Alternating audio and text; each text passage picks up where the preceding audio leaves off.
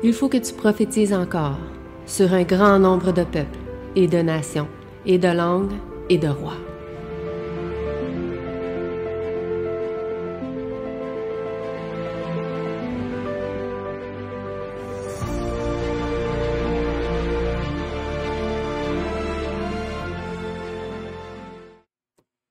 OK. Donc, bonjour à tous, encore à chacun de vous. Donc aujourd'hui, comme j'ai pu le dire tout à l'heure, on va parler du message du premier ange. Est-ce qu'il y en a parmi vous qui ont déjà étudié ou survolé ce sujet dans le livre de l'Apocalypse? À main levée. Qui a déjà survolé ce sujet? Troisième, OK. Bon, on va y aller. On va étudier le premier, après ça, on va étudier le deuxième, le troisième, puis le quatrième, parce qu'il y en a un quatrième aussi. Donc, ce premier ange se trouve dans Apocalypse 14, versets 6 et 7. Et c'est un message d'une importance cruciale, vitale, et ce n'est pas salutaire.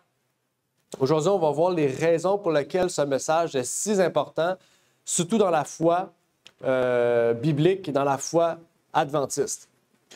C'est un message mondial qui doit avoir lieu pour tout le peuple, qui va révéler ceux qui sont justes, ceux qui sont dans la vérité et ceux qui sont dans le mensonge et qui seront dans l'injustice. C'est un message qui va séparer le blé et l'ivraie. Comme Jésus le dit, il arrivera un temps où le blé et l'ivraie seront séparés. Et ce n'est pas notre travail, c'est le travail des anges de séparer le blé et l'ivraie. Et aujourd'hui, pour vous montrer à quel point c'est important, je vais lire une citation pour commencer ensemble, qui nous dit « À l'heure actuelle, aucune partie des Saintes Écritures ne concerne plus profondément l'Église du Christ qu'Apocalypse 14. Quelle que soit la période de l'histoire de l'Église où les proclamations contenues dans ce chapitre sont faites, elles doivent, de par leur nature même, constituer le grand thème de cette génération. Lorsque les anges de ce chapitre sont chargés par Dieu d'annoncer aux nations de la terre que l'heure de son jugement est venue, de proclamer la chute de Babylone ou de proférer contre les adorateurs de la bête la menace la plus terrible que contienne la Bible, aucun homme ne peut négliger leur travail ou considérer leur avertissement comme non essentiel, si ce n'est au péril de son âme.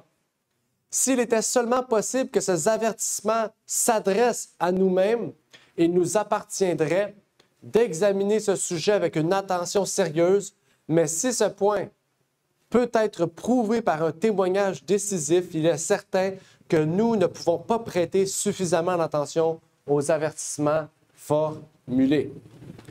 Donc ici, notre frère Andrews révèle l'importance de ce message à l'Église du Christ d'aujourd'hui.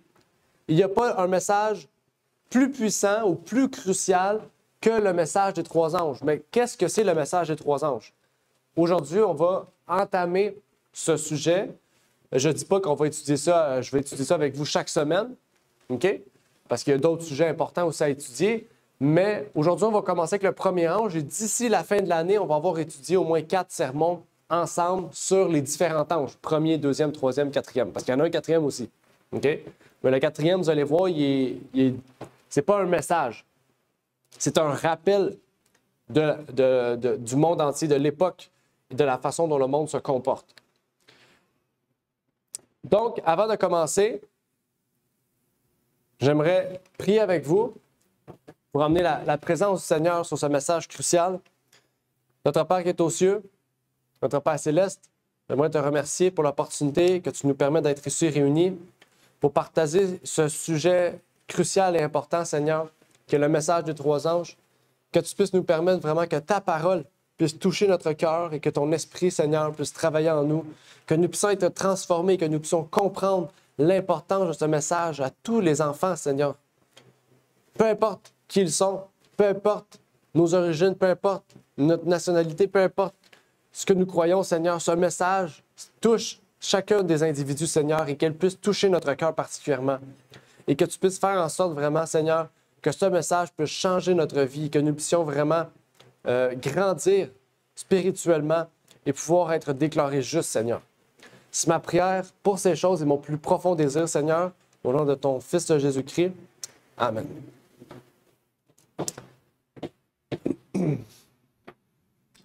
Lisons ensemble donc le premier ange dans Apocalypse 14, 6 et 7 qui nous dit « Et je vis un autre ange qui volait au milieu du ciel portant l'Évangile éternel pour l'annoncer à ceux qui habitent sur la terre, à toute nation et tribu et langue et peuple, en disant d'une voix forte, craignez Dieu et lui donnez gloire, car l'heure de son jugement est venue, et adorez celui qui a fait le ciel, la terre, la mer et les sources d'eau. » Qu'est-ce qui est important à comprendre déjà en commençant? Donc, on ne va pas étudier on pourrait dire en profondeur chacun des aspects de ce message. C'est vraiment, on pourrait dire, une compréhension fondamentale de ce message. Mais on peut déjà voir au verset 6 qui dit qu'il voit un autre ange qui vole au milieu du ciel. Ça veut dire qu'avant lui, avant cet ange du chapitre 14, verset 6, il y avait déjà un ange qui volait au milieu du ciel. Est-ce que vous savez quel était l'autre ange qui volait au milieu du ciel? Avant le chapitre 14 de l'Apocalypse, il y a un autre ange qui vole au milieu du ciel. Est-ce que vous vous rappelez, c'est dans quel passage de la parole de Dieu? Là, c'est dans un verset, donc c'est très difficile de trouver. Pour vous aider, on peut aller dans Apocalypse 10. Je ne me trompe pas. Même moi, j'avais mis la note dans mon sermon, mais je ne l'ai plus. Fait que je ne sais pas où. Ça commence pas bien.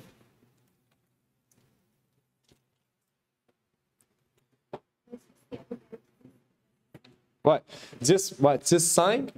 Même 10.1. 10.1 dit « Et je vis un autre ange puissant qui descendait du ciel. » Mais même avant cet ange-là, il y avait un autre ange dans Apocalypse 8.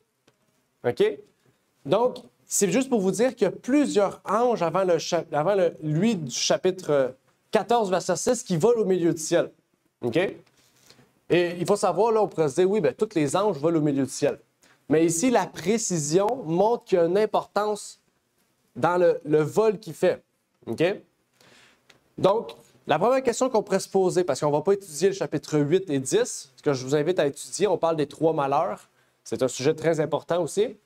Mais pourquoi l'ange vole au milieu du ciel? Pourquoi Jean a reçu cette précision de la part de Gabriel, l'ange Gabriel? En fait, quand on vole au milieu du ciel, c'est qu'on veut que tout le monde nous voit, en fait. OK? Donc, si l'ange vole au milieu du ciel, c'est que c'est un message qui va toucher toute l'humanité. C'est un message qui va être planétaire, mondial. C'est un message qu'on ne peut ignorer. Si vous avez remarqué, ici, vous voyez sur la planète, il y a 3 anges d'une manière un peu symbolique, 3 lignes blanches qui symbolisent les anges. Si vous avez remarqué sur notre logo, sur tous les logos ici, vous avez 3 anges ou 3 trompettes qui représentent 3 messages. OK? C'est parce que c'est pour montrer à quel point le message est important. OK? Donc, tout ici, ce n'est pas toutes des choses qui sont à nous, c'est d'autres amis ou d'autres personnes à travers le monde aussi. Il y en a plusieurs autres, mais c'est ceux avec qui on travaille.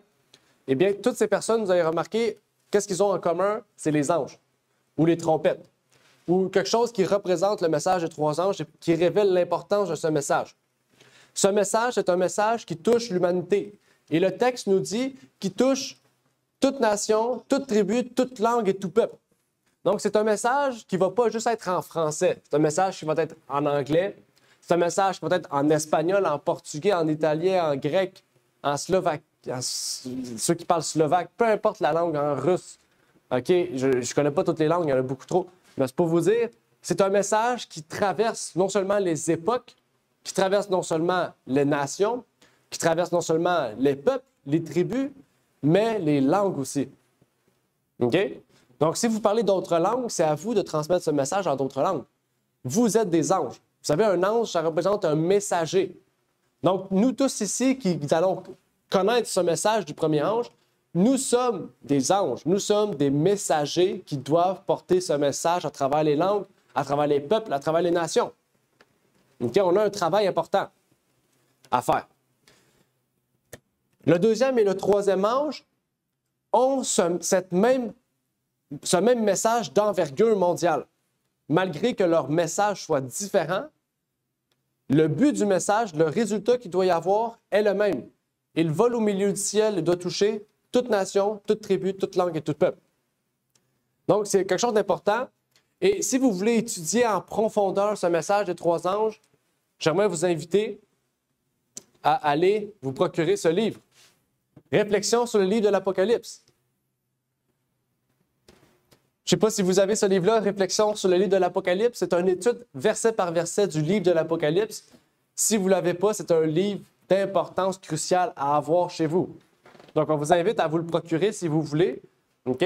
Si vous avez les moyens. Si vous n'avez pas les moyens, l'Église va le payer pour vous. Il n'y a pas de souci. OK? Ouais, il faut passer par la libraire.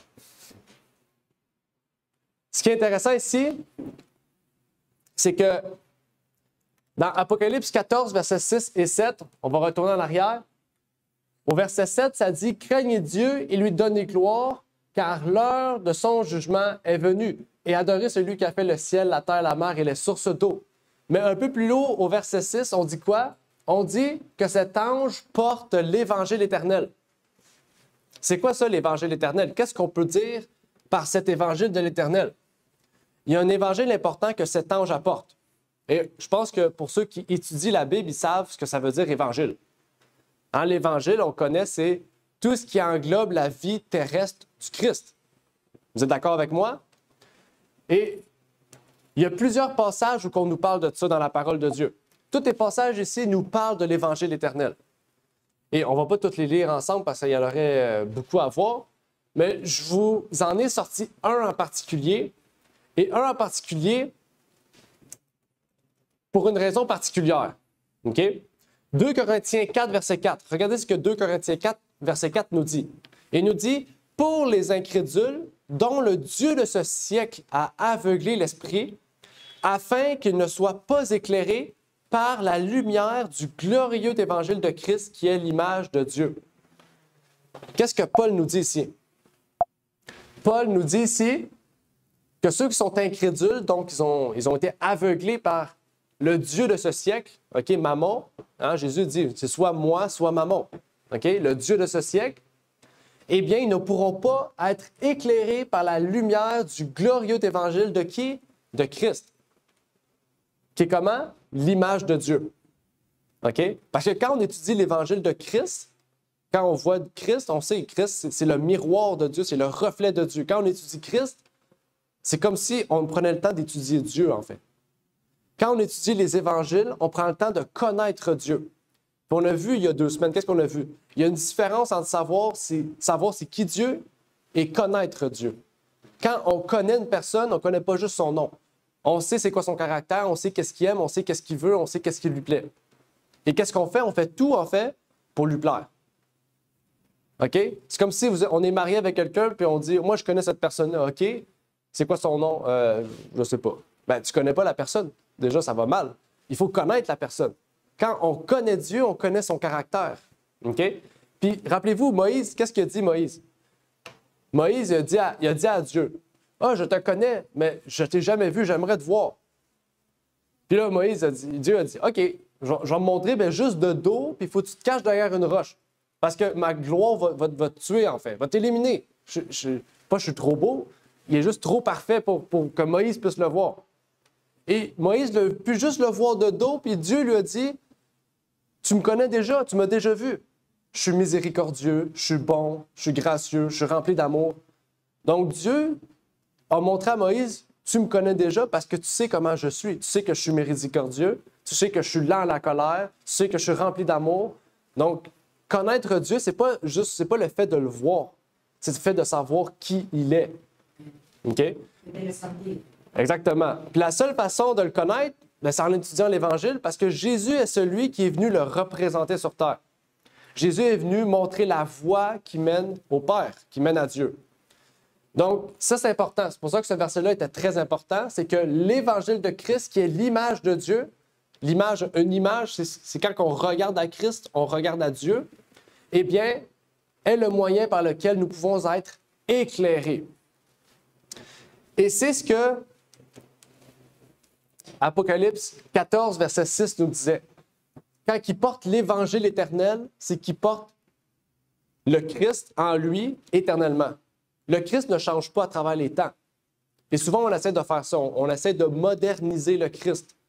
On dit, ah, ben le Christ d'avant puis le Christ d'aujourd'hui, c'est plus le même. OK? Puis c'est ce qui provoque chez les chrétiens, pas chez les chrétiens, mais chez le monde, un frein. OK? Parce que là, ils rentrent dans une église puis ils se disent, qu'est-ce qui se passe? Jésus, c'est plus le même. Jésus, il est rendu hip-hop, il est rendu yo, il a une casquette de côté, des tatous, il est tout super cool à la mode. Mais Jésus ne change pas. Jésus reste le même. Il dit, je suis le même hier, aujourd'hui et demain. Donc, si on rentre dans une église et on se dit, ça, c'est pas le Jésus que je connais, bien, c'est pas le même Jésus. Ils ont refait une image de Jésus à leur manière. Hein? Ça, c'est une chose. Quand on rentre dans une église et on se dit, est-ce que c'est le Jésus que je connais?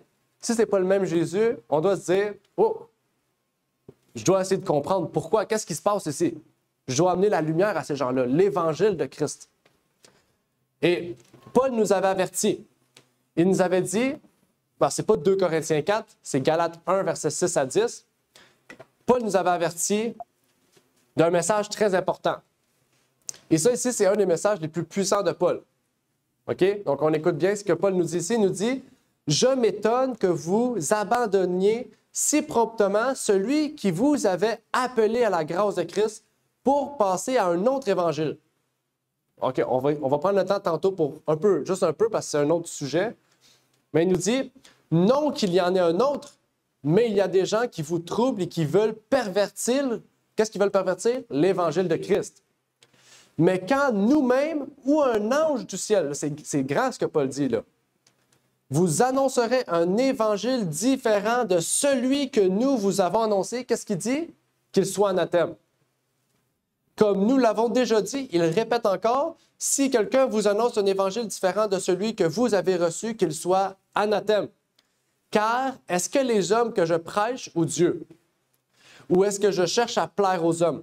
Si je plaisais aux hommes, je ne serais pas un serviteur de Christ. Paul ici parle d'un message très puissant. Il faut savoir que dans la Bible, si vous avez remarqué, les Juifs, pour montrer qu'il y a une importance dans ce passage-là, ils répètent 2 à 3 fois la même phrase. Vous avez remarqué. Comme par exemple, dans Ésaïe, qu'est-ce que les Juifs font pour révéler Dieu? Ils disent Dieu est saint. Mais ils ne disent pas juste que Dieu est saint. Ils disent Dieu est saint, saint, saint. C'est pour répéter l'importance que Dieu est saint. Ici, Paul fait la même chose, parce que Paul est juif. Okay? Donc, la façon qu'il écrit va être à la manière des Juifs. Il répète ici, si quelqu'un prêche un évangile différent, qu'il soit anathème. Il répète, si quelqu'un prêche un évangile différent, qu'il soit anathème. Donc là, Paul veut nous dire, tous les chrétiens doivent conserver cette phrase dans notre tête. OK? Puis il ne dit pas juste les hommes, il dit les anges du ciel. Si un ange qui vient près de vous et qui dit « faites ça », puis toi tu te dis « mais non, c'est contraire à la parole, qu'il soit anathème ». Là, on pourrait se dire, qu'est-ce que ça veut dire anathème? Est-ce que vous avez une idée de qu'est-ce que ça veut dire être anathème?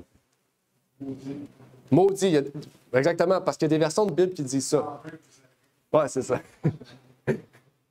Donc, exactement, qu'il soit maudit, OK? Ça veut dire que ce chrétien qui annonce un faux évangile, qu'il soit considéré comme un païen.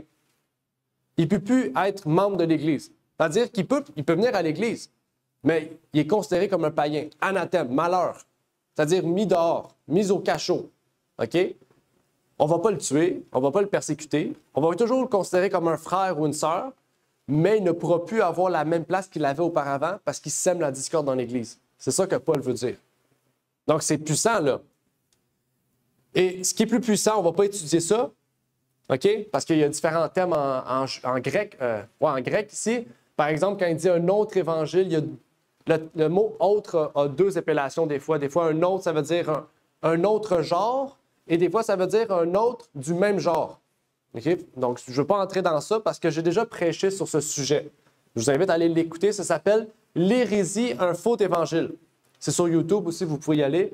Ce message-là explique en détail ce que Paul ici disait dans Galates 1, versets 6 à 10. Okay? C'est un message très important. Qu'est-ce que ça veut dire hérésie? C'est quoi une hérésie? C'est quoi ça veut dire un autre évangile? Tout ça, c'est un sujet très important. Je voulais vous partager ça ici parce que aujourd'hui, il y a tellement de variations dans le christianisme, il y a tellement de messages qui se disent, Puis, on est en 2024, donc c'est facile. Tu prends un téléphone, tu vas sur TikTok, tu fais une vidéo, tu dis ce que tu veux, puis les gens regardent, puis s'ils apprécient, bien, ils mettent un like, puis là, tu deviens populaire ou non. C'est à peu près ça. C'est décevant aujourd'hui, mais tout peut être un outil pour devenir populaire, tout peut être un outil pour être important. Donc, Paul nous met en garde et aujourd'hui, la mise en garde qu'on devrait avoir en tant que chrétien devrait être 2 fois, si ce n'est pas 3 fois plus importante qu'à son époque. À son époque, là, c'est des pigeons voyageurs. Aujourd'hui, 1 seconde, tu l'as dans ta boîte email, tu l'as chez vous. C'est facile, accessible. Donc, une erreur ou quelque chose qui est faux va se propager beaucoup plus rapidement qu'à l'époque de Paul. Donc ici, Paul nous invite à vouer au malheur, à rendre anathème un ange ou un homme qui ne partage pas l'évangile de Christ, mais qui partage un autre évangile qui se dit de Christ. Et l'évangile de Christ se trouve, bien sûr, dans des livres particuliers. Dans Marc 1, verset 1. Qu'est-ce que ça dit? Commencement de l'évangile de Jésus-Christ, Fils de Dieu. Marc est clair. Il dit, si vous lisez Marc, vous lisez l'évangile de Christ. C'est clair. Marc est allé court. Comme vous savez, Marc, c'est un livre qui est très petit, qui est très court, mais qui est très, très, très crucial, très important. Tous les évangiles sont importants. Et on comprend donc que l'évangile de Christ se trouve au travers des 4 évangélistes, de Matthieu, Marc, Luc et Jean. Ces 4 livres nous relatent la vie de Christ, le message de Christ, mais surtout la façon dont on peut connaître Christ sans même l'avoir vu. OK? Je ne sais pas si vous avez déjà lu un livre qui s'appelle Jésus étudié, Jésus examiné. C'est un livre, c'est un journaliste qui n'était pas chrétien, qui s'est dit, je vais tout prouver que la crucifixion, c'est faux. Je vais prouver que Jésus, c'est pas vrai. Il a commencé à faire des recherches. Un journaliste, il est allé à Jérusalem, il est allé voir des scientifiques, tout. Puis à chaque fois qu'il allait voir quelqu'un, il allait voir quelqu'un, un scientifique. Là, il demandait, montre-moi les preuves que la crucifixion n'a jamais existé. Là, le scientifique, il dit, OK. Il rouvrait et dit, ben ici, il y a la preuve que Jésus a vécu, il y a la preuve qu'il a été crucifié. Là, lui, il disait, ça n'a pas d'allure. Allez voir un autre scientifique. Le scientifique disait la même chose, différemment, avec d'autres preuves. Il allait voir d'autres personnes, des archéologiques. Ben oui, on a trouvé telle chose de Jésus, telle. Là, il dit, là, il ne savait plus quoi dire. Il a fait ça pendant des années, je pense 2 ans de recherche. Puis après 2 ans de recherche, il a dit, je suis obligé de croire en Jésus parce que mes 2 ans de recherche m'ont amené non pas à prouver que Jésus n'existait pas, mais à prouver que Jésus existait. Puis là, cet homme-là a dit, je vais écrire un livre. Il a écrit un livre, puis aujourd'hui, il est rendu à son 10e livre sur la foi. Il est devenu un journaliste chrétien, puis il fait le tour du monde pour prouver que Jésus a existé. Donc, c'est pour vous montrer que lui-même n'a jamais vu Jésus. Il a voulu prouver que Jésus n'existait pas. Puis finalement, il a écrit 10 livres qui prouvent que Jésus existe. Puis il a prouvé qu'il connaît Jésus. Parce que quand il se recherche, il a vu comment Jésus était. Il a étudié. Il s'est dit, voilà, ça, c'est le maître que je veux servir. Mais s'il aurait dit, non, moi, je veux rien savoir, même si c'est vrai, qu'est-ce qu'on aurait vu? Tantôt, on a vu ceux qui sont incrédules, qui refusent la lumière de l'Évangile. Lui, je pense que c'est le plus grand témoin que Jésus a existé. Il y avait les preuves devant lui de la crucifixion, puis il l'aurait refusé.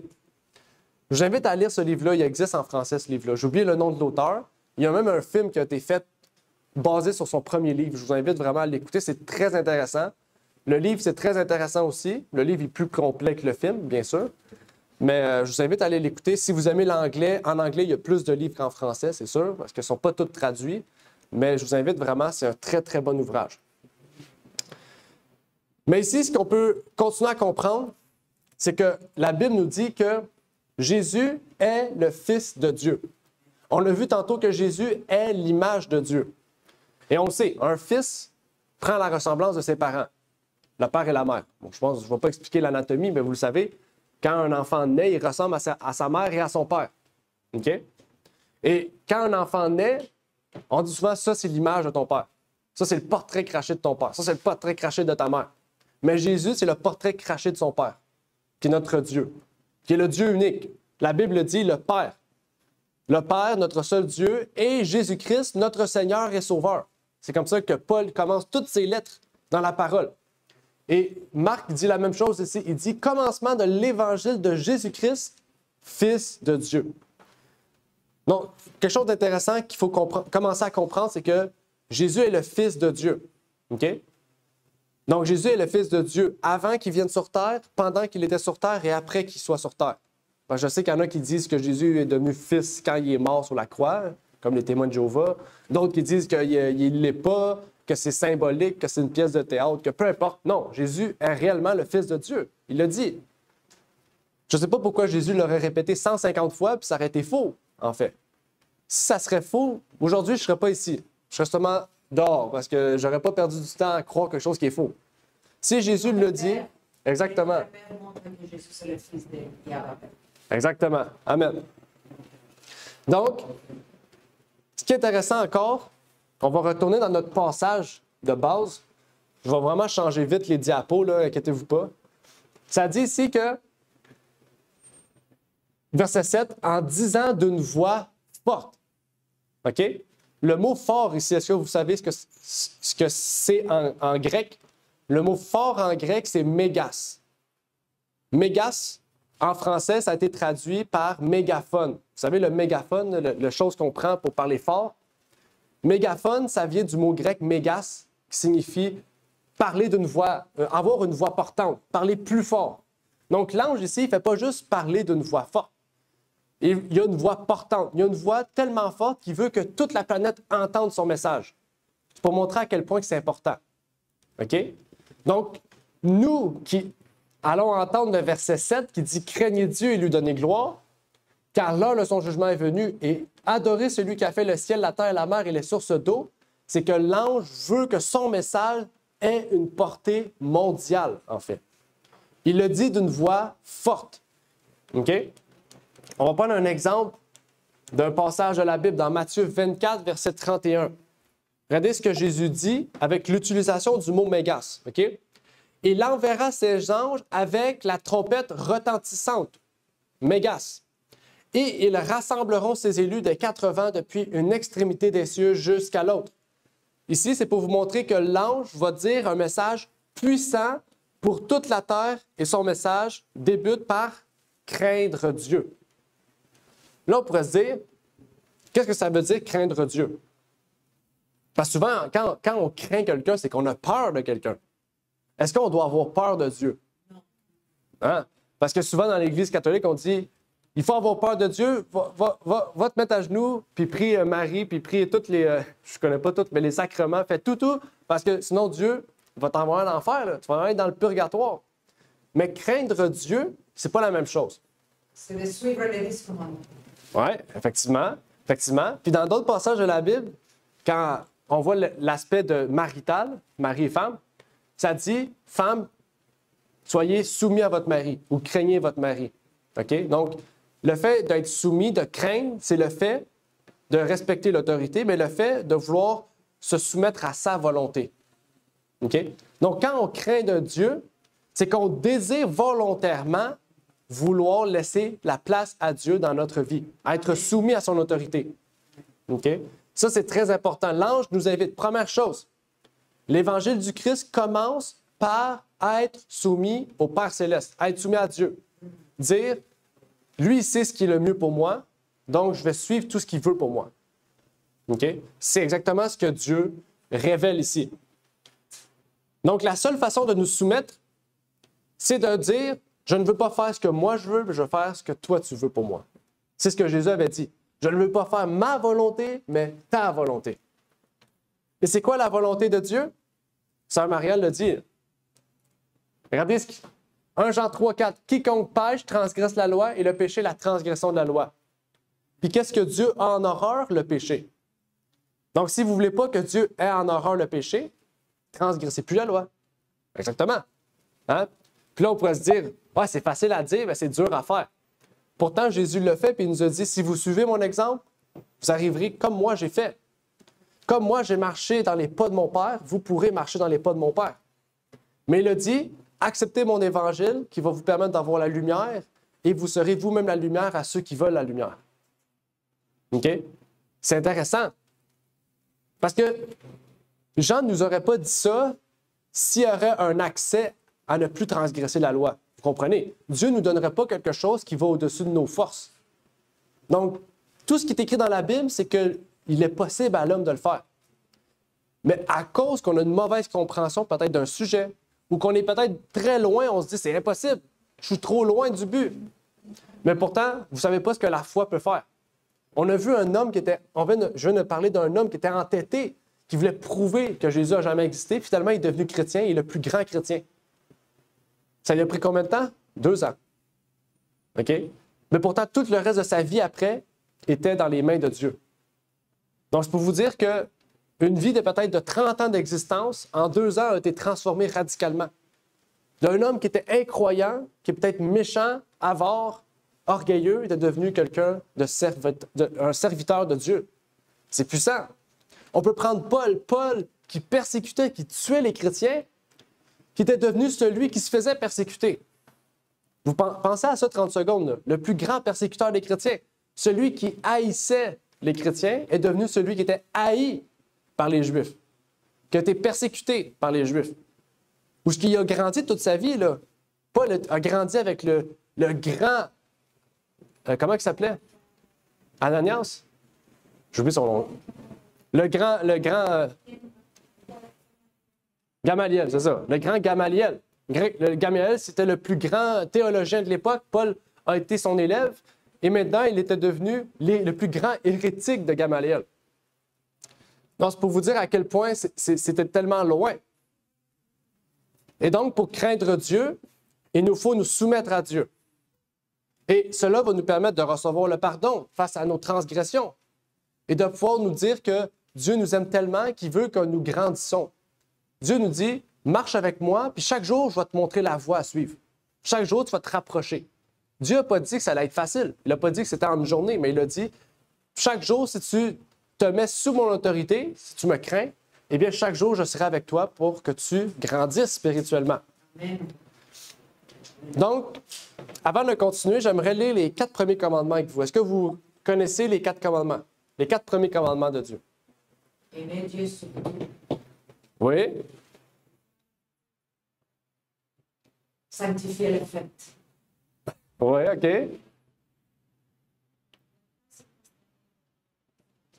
OK, dimanche taillé, OK. Les 4 premiers. Oui, OK. Il en reste un. Exactement. Tu n'auras pas d'autre Dieu devant ma face.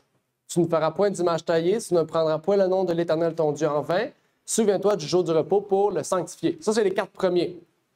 OK? Pourquoi on lit ces 4 premiers-là seulement? C'est que les 5 derniers sont, comme Jésus a dit, aimez Dieu de tout votre cœur et aimez votre prochain de tout votre cœur. Les 4 premiers commandements, c'est l'amour qu'on porte envers Dieu. Les 6 derniers, c'est l'amour qu'on porte envers notre prochain. OK? Donc là, puisqu'on parle de craindre Dieu, on parle surtout des 4 premiers, malgré que les 10 sont très importants. Je ne dis pas que tuer quelqu'un, c'est pas important, c'est très important. Il ne faut pas tuer de personne. Mais les 4 premiers sont très, très cruciaux puisqu'ils vont, en fait, du fait qu'on aime Dieu. Donc, si on se soumet à Dieu, c'est parce qu'on aime Dieu et qu'on sait que ce qu'il veut nous donner est mieux que ce que nous, on veut, en fait. La volonté de Dieu est mieux que ce que lui choisit pour nous. Donc, il nous dit ici, du sabbat, il parle de l'idolâtrie. Et c'est des sujets très importants, surtout l'idolâtrie, parce que la première, la deuxième et la troisième épître de Jean nous parlent d'un sujet principal. C'est quoi le sujet principal des 3 épîtres de Jean? C'est l'idolâtrie. OK? On va faire des images. Exactement. Jean, il dit, il y a des gens qui disaient à son époque que Jésus était venu comme un fantôme, donc un esprit, puis qui n'est jamais venu physiquement. C'est comme s'il a laissé son esprit sur terre, puis lui était au ciel. Donc, il y avait plein de conceptions de Jésus qui existaient déjà à l'époque de Jean. Puis Jean a dit, faites attention. Ceux qui disent une fausse conception de Dieu et de Jésus-Christ sont appelés comment? Antéchrist. Est-ce que vous voulez être appelé un antéchrist? Je pense pas que c'est beau, parce qu'on se dit chrétien, puis là, d'un coup, quelqu'un te dit, toi, t'es un antéchrist. Wow, wow, wow! On veut faire attention, on ne veut pas être appelé un antéchrist. Donc, le message du premier ange, quand il dit « craignez Dieu », il nous parle du premier devoir qu'on a envers Dieu. C'est ces 4 premiers commandements-là. Et il nous rappelle que nous devons adorer le vrai Dieu, créateur. Nous devons avoir une bonne compréhension de Dieu. OK? Et ça, c'est très important. Une bonne compréhension de Dieu commence par connaître qui est Dieu, les caractéristiques de Dieu. OK? Après le fait de craindre Dieu, qu'est-ce que nous disait, j'aurais dû le mettre plus souvent, qu'est-ce que nous disait Apocalypse 6 et 7? Craindre Dieu, qu'est-ce qu'il dit après? Lui donner gloire. Comment on peut donner gloire à Dieu? Bonne question. En adorant. En adorant, OK. De quelle façon qu'on peut adorer Dieu? Ça peut être large. Qu'est-ce qu'on a fait ce matin? De se concentrer la pensée, le cœur et toute la force de nous vers le sol. Oui, très bonne chose, exactement. Donc, quand on chante, on peut lui verser une adoration par nos chants. On peut lui verser une adoration parce que nous lui donnons les offrandes qu'on fait envers lui, qu'ils soient monétaires, qu'ils soient matériels, qu'ils soient peu importe. On peut donner gloire à Dieu de toutes sortes de manières, en fait. Et une manière de donner gloire à Dieu, il faut déjà comprendre qu'est-ce que c'est la gloire de Dieu. Et c'est là que, bon, je vous ai donné un petit indice tantôt, mais on va lire l'histoire de Moïse. Dans Exode 33, versets 18 à 23, pour comprendre qu'est-ce que la gloire de Dieu et comment Dieu révèle sa gloire à nous. Exode 33, versets 18 à 23 nous dit, « Moïse dit, « Fais-moi voir ta gloire. » L'Éternel répondit, « Je ferai passer devant toi toute ma bonté et je proclamerai devant toi le nom de l'Éternel. Je fais grâce à qui je fais grâce et je miséricorde à qui je fais miséricorde. » Et l'Éternel dit, « Tu ne pourras pas voir ma face, car l'homme ne peut me voir et vivre. » L'Éternel dit, « Voici un lieu près de moi, tu te tiendras sur le rocher. Quand ma gloire passera, je te mettrai dans un creux du rocher et je te couvrirai de ma main jusqu'à ce que j'ai passé. Et lorsque je retournerai ma main, tu me verras par derrière, mais ma face ne pourra pas être vue. » Qu'est-ce que Moïse a demandé? « Fais-moi voir ta gloire. » Et Dieu a dit, « Ben, je vais te montrer ma gloire. Voici ma gloire, ma bonté. Je proclamerai devant toi le nom de l'Éternel. Je fais grâce à qui je fais grâce, miséricorde à qui je fais miséricorde. » Dieu a montré la gloire à Moïse. Il a montré son caractère. Donc, comment, en tant que chrétien, on peut revêtir la gloire de Dieu? Comment, en tant que chrétien, par ce texte-là, comment, en tant que chrétien, on peut revêtir la gloire de Dieu? En revêtant le caractère de Dieu. Comment Jésus a revêti la gloire de Dieu? Jésus n'était pas rempli de lumière quand il est venu sur terre. Non, il était un homme. Pourtant, tout le monde le reconnaissait. Jésus a demandé à Pierre, « Qui tu penses que je suis? Tu es le Fils de Dieu. » Comment Pierre faisait pour savoir que c'était le Fils de Dieu? Jésus ne l'avait pas dit. C'est parce que son caractère révélait qu'il venait de Dieu. Il avait un caractère rempli d'amour, rempli de miséricorde, lent à la colère. Il était rempli de bonté. Et Dieu dit, « Si vous faites la même chose, vous revêtez mon caractère. » OK? Et oui, Moïse, quand il est descendu du ciel, on dit qu'il avait un visage glorieux, les gens avaient de la difficulté à regarder. OK? Mais ça, c'est parce qu'il était en présence de Dieu pendant un long temps, non pas parce qu'il était rendu parfait. OK? La preuve, c'est quelques temps après, il a péché, puis Dieu a dit, parce que tu as péché, tu ne verras pas la Canaan. Donc, c'est pour montrer qu'il n'était pas parfait. OK? Mais pourtant, il a été en la présence de Dieu 40 jours, 40 nuits. Et quand il est redescendu, il y avait même la gloire physique de Dieu, une partie de la gloire physique qui était revêtue de clarté. Les gens disaient, « Moïse, qu'est-ce qui se passe? On peut pas. On a de la difficulté à te regarder. » Puis Moïse a dit, « Mais j'ai été avec Dieu pendant 40 jours, 40 nuits. » Et encore une fois, Moïse semble demander à Dieu quelque chose d'impossible. Et pourtant, le texte... Oups! Ah oui, c'est le bon. Le texte continue par l'entremise de la messagère dans Patriarche et Prophète. Regardons ce qu'elle dit. Elle dit « Moïse descendit de la montagne de Sinaï. » C'est un commentaire de la Bible. « Ayant les 2 tables du témoignage dans sa main. En descendant de la montagne, et il ne savait pas que la peau de son visage rayonnait, parce qu'il avait parlé avec l'Éternel, Aaron et tous les enfants d'Israël regardaient Moïse, et voici la peau de son visage rayonnait, et ils craignaient de s'approcher de lui. Il avait le visage rayonnant, car il avait reçu le Saint-Esprit sur lui. Dieu lui permit de recevoir Christ par son Esprit. En effet, la servante du Seigneur nous dit, durant son séjour sur la montagne, Moïse avait reçu non seulement les tables de la loi, mais aussi une révélation du plan du salut. Il comprit que le sacrifice du Sauveur était préfiguré par tous les rites et symboles de la dispensation judaïque. Oui, c'était la lumière céleste jaillissant aussi bien du calvaire que de la loi divine, qui illuminait le visage du prophète. Elle figurait la gloire de la dispensation dont Moïse, représentant du seul véritable intercesseur, était le médiateur visible. Elle symbolisait également les bienfaits réservés par la médiation de Jésus-Christ aux enfants de Dieu qui gardent ses commandements. Qu'est-ce qu'il dit après?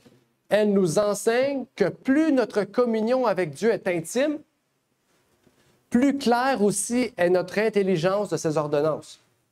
Et plus nous sommes rendus conformes à son image et participants de sa nature. Amen. Qu'est-ce que Paul disait? Nous devons tous être participants de la nature divine. Donc Moïse représentait un peu cette ancienne et cette nouvelle alliance, en fait.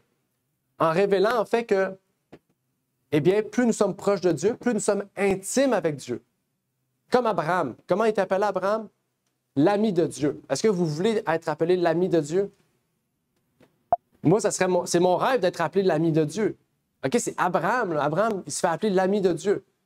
Fait qu'un ami, c'est quelqu'un que tu as confiance. C'est quelqu'un que tu sais que s'il y a un problème, tu vas vers lui. Dieu nous dit, il faut que nous soyons des amis.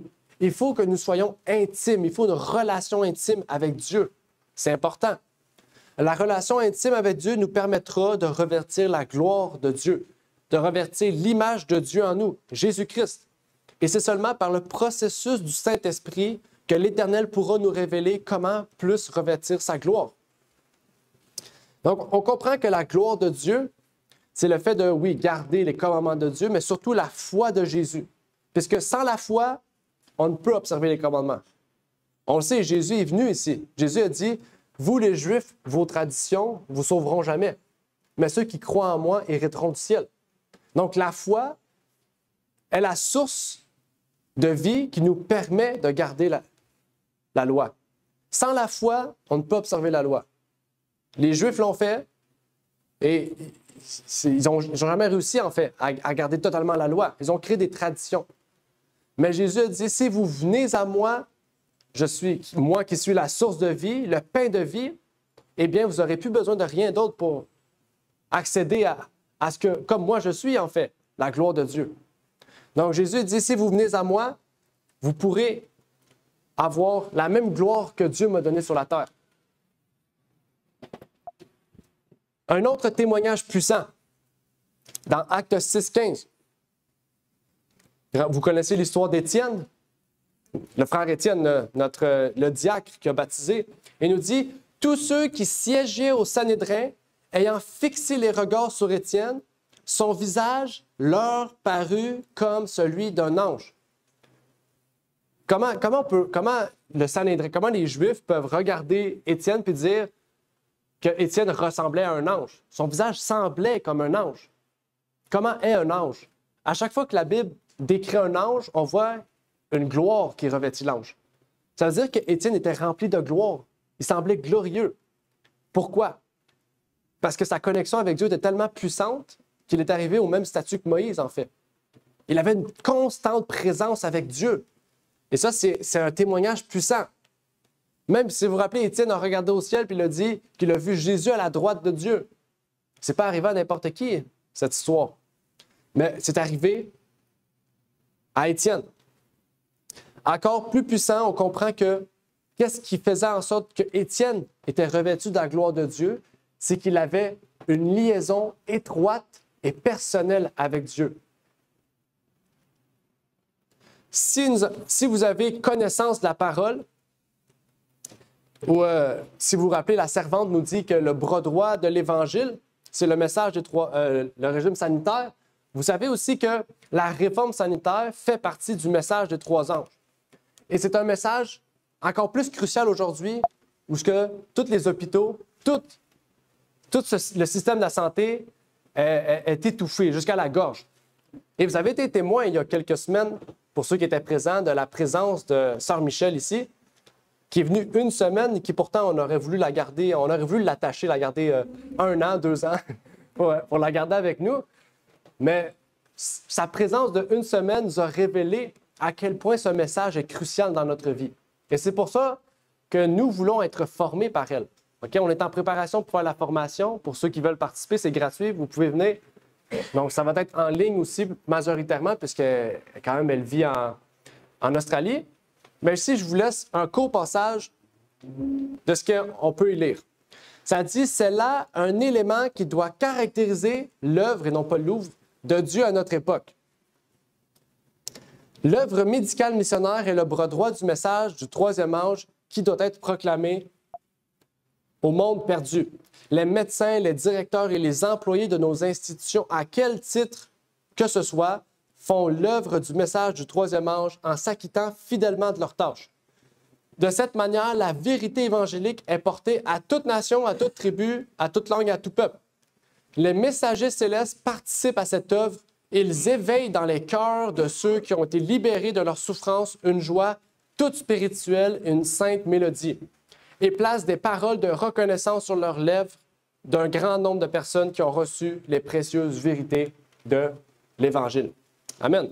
Donc ici, elle décrit que l'œuvre missionnaire médicale va apporter plus de joie que si on aurait prêché à ces gens. Pourquoi? Parce que leurs besoins à eux étaient surtout leur santé, leur maladie. Et leur maladie a été la porte ouverte pour apporter la joie dans leur cœur. Et donc, Dieu nous invite à cela. Nous pouvons tous faire ce travail-là. Nous sommes tous appelés à cela. Parce que le message des 3 anges est le message qui doit être prêché aujourd'hui. On l'a vu tantôt, avec une forte voix, mégaphone. On doit le crier, on doit parler fort. On doit dire, craignez Dieu, donnez-lui gloire. Remettez vos mains à lui. Votre cœur, votre esprit, tout ce qui est vous, à lui. Votre tout doit être à lui. Et c'est important parce que même Paul nous dit ici, dans 1 Corinthiens 6, 19 et 20, « Ne savez-vous pas que votre corps est le temple du Saint-Esprit qui est en vous, que vous avez reçu de Dieu et que vous ne vous appartenez point à vous-même, car vous avez été rachetés à un grand prix. Glorifiez donc Dieu dans votre corps et dans votre esprit qui appartiennent à Dieu. » Ici, ce qui est intéressant, ça dit que notre corps ne nous appartient pas. Pourquoi? Qu'est-ce qui a fait en sorte qu'il ne nous appartient pas? C'est qu'il a été racheté à un grand prix. C'est-à-dire que vous soyez chrétien ou non, peu importe dans quel état vous êtes à un propriétaire. C'est vous qui choisissez c'est qui votre propriétaire. Est-ce que c'est Dieu ou est-ce que c'est Satan? Donc, votre corps devient le temple de Dieu ou le temple de Satan. Donc, vous avez le choix. Soit vous glorifiez Satan ou glorifiez Dieu par votre corps. Et Dieu nous dit, si vous êtes mes enfants, c'est que vous avez été rachetés à un grand prix. Pas n'importe quel prix. Dieu a envoyé son seul Fils sur la terre pour que chacun de vous ici présent, moi-même inclus, puisse être sauvé. C'est quelque chose d'important. Si on pense à ça, Abraham est la plus grande réflexion de cela. Abraham était prêt à sacrifier son propre fils, son seul fils, dont il attendait la promesse depuis des années pour Dieu. Est-ce que vous seriez prêt à donner votre vie à Dieu de la même manière que Dieu a donné celle de son Fils sur la terre pour chacun de nous? Eh bien, glorifiez Dieu dans votre corps et dans votre esprit. Qu'est-ce que ça dit? Glorifier. On vient de voir quoi? Craignez Dieu et donnez-lui gloire. Donc, on doit donner gloire à Dieu, pas seulement dans le fait on a l'amour de la vérité, mais dans le fait aussi qu'on veut que notre corps puisse être un outil de travail pour Dieu, en fait. Et quand on est en mauvaise santé, c'est difficile de pouvoir donner totalement gloire à Dieu, hein? Parce que quand on ne peut plus marcher ou parce qu'on a des fortes douleurs, eh bien, on ne peut pas se remettre à plein potentiel à Dieu. Donc, c'est le moment de pouvoir faire en sorte que votre temple soit un temple pur, que votre corps soit un temple pur. Je vais sauter quelques pages parce que là, il fait 1 heure, puis je suis juste à la moitié de mon sermon, donc j'en ai pour encore une autre heure peut-être. On va couper bientôt, je vais terminer, je vais faire une finalité, une conclusion, puis on va continuer la prochaine fois. Mais Dieu nous révèle à quel point son message est important. Il nous dit, dans 1 Corinthiens 10, verset 31, « Si donc que vous mangiez... » C'est le même que tantôt. « Soit donc que vous mangiez, soit que vous buviez, soit que vous fassiez quelques autres choses, faites tout pour la gloire de Dieu. » Donc ça, c'est important. Quand on se lève le matin, on prie Dieu pour que nous puissions être entre ses mains, que nous puissions aujourd'hui être soumis à sa volonté, que nous puissions lui rendre gloire. Donc, tout ce qui va suivre dans notre journée doit être mis pour craindre Dieu, être soumis à Dieu et lui rendre gloire. Donc, on doit être en constante réflexion, en fait, sur qu'est-ce que je fais? Est-ce que c'est divin? Est-ce que qu'est-ce que je prends? Qu'est-ce que ça dit? Qu'est-ce que je mange? Qu'est-ce que je bois? Peu importe ce que je fais, est-ce que ça rend gloire à Dieu? Puis des fois, on peut faire quelque chose pour nous qui paraît bien, mais qui pour les autres va être mal. J'ai un exemple.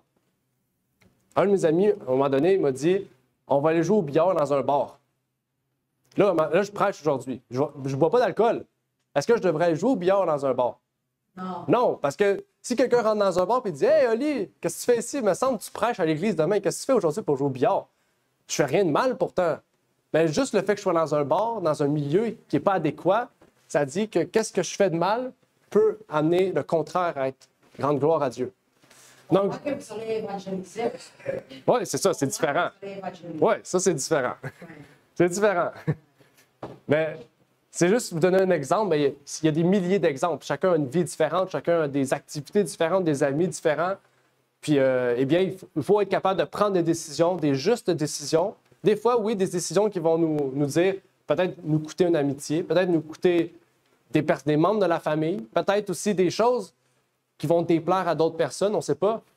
Mais quand on a l'amour de la vérité, on fait tout pour Dieu, pour la parole. OK? Et pour nous, ce ne sera pas un sacrifice. Hein? Parce que notre sacrifice, c'est le fait que nous soyons avec Dieu. Parce qu'on est avec Dieu, on a délaissé le monde, en fait. Qu'est-ce que Jean dit? Vous allez faire partie de ce monde sans être du monde. Ici, on est à Montréal, OK? Montréal, je l'appelle souvent Babylone. C'est Babylone. OK? Comme Pierre. Pierre, il disait que Rome, l'Empire romain, c'était Babylone. Rappelez-vous, Pierre, il dit « Je salue tous les saints qui sont à Babylone. » Donc, aujourd'hui, on est à Babylone. Ce pas les gens qui sont à Babylone, mais vous savez, Montréal, c'est sous l'emprise de Satan. Eh bien, on est à Babylone. On est dans le monde, mais on ne fait pas partie du monde. Aujourd'hui, on est à Montréal, mais pourtant, on est dans une église aussi où on peut fraterniser ensemble, on va prier ensemble, on va confesser nos problèmes et nos fautes entre frères et sœurs. Et par cela, on va quoi? S'encourager. On va chanter, on va rendre gloire à Dieu. Mais quand on sort d'ici, on ne retourne pas dans le monde. On retourne en tant qu'évangéliste dans le monde. On retourne avec ce mégaphone pour crier à haute voix, craignez Dieu, donnez-lui gloire. C'est ça que Dieu nous appelle à faire. Il nous appelle à être un ange, un messager. Un ange, c'est un messager. Il nous appelle à être un messager céleste qui rend gloire à Dieu. Donc, aujourd'hui, je vais m'arrêter ici pour terminer. La prochaine fois, on va continuer ce message du premier ange. OK? On va continuer ensemble. Et jusqu'à présent, on a vu des sujets assez importants, mais on n'a pas tout vu. Vous savez, remarqué le message? On n'a pas tout vu. Je vais reculer. On a juste vu craignez Dieu, on a juste vu comment lui donner gloire. Mais on n'a pas vu l'heure de son jugement, puis on n'a pas vu comment adorer Dieu qui a fait le ciel, la terre, les sources d'eau, etc. Donc, j'espère que cette première partie a pu vous donner force et courage, assez d'énergie pour sortir et aller vaincre le monde. Jésus a dit, comme moi j'ai vaincu le monde, vous, mes enfants, vous allez vaincre le monde. Donc, en sortant d'ici, il faut se dire, si nous sommes croyants et que nous avons l'amour de la vérité, nous sommes déjà vainqueurs de ce monde. Aussi, il a dit qu'on va faire des choses plus grandes que lui. Oui, effectivement. C'est incroyable. Oui, c'est incroyable. Ça nous prouve que qu'est-ce que Jésus nous a laissé, Amen. eh bien, on peut l'accomplir et faire plus. Donc, Méga. mégas. Le mot mégas, exactement. Donc, je vais terminer par une courte prière.